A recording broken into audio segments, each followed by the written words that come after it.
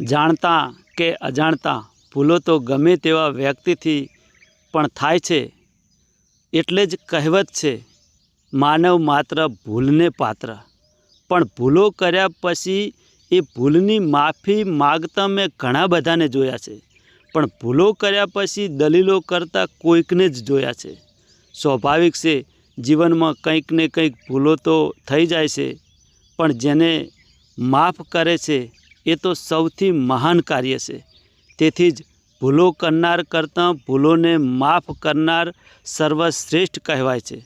પણ ભૂલ ના હોવા છતાં પણ ભૂલને સ્વીકારે છે એ તો સૌની સાથે ભૂલોને પણ ભૂલીને વિરોધી બનવા કરતાં સહયોગી બની જાય છે. પણ જે પોતાની ભૂલો હોવા છતાં નથી સ્વીકારતા અને સાચા હોવાની વધુ પડતી દલીલો કરે છે, તેને તો ભગવાન પણ માફ નથી કરતા.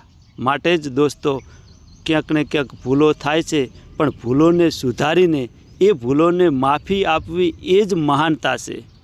માટે જીવનમાં હર હંમેશ સૌની સાથે રહેવા ક્યારેક કંઈક ને કંઈક ઝેરના ઘૂંટડા પીને પણ જીવન વ્યતીત કરવું પડે છે. આ જ જીવનની મહાનતા છે. ભૂલ એટલે કંઈ ભૂલાઈ ગયા એવું નથી, પણ ભૂલ એટલે સુધારી લેવી એ જ આ જીવનનું સત્ય છે.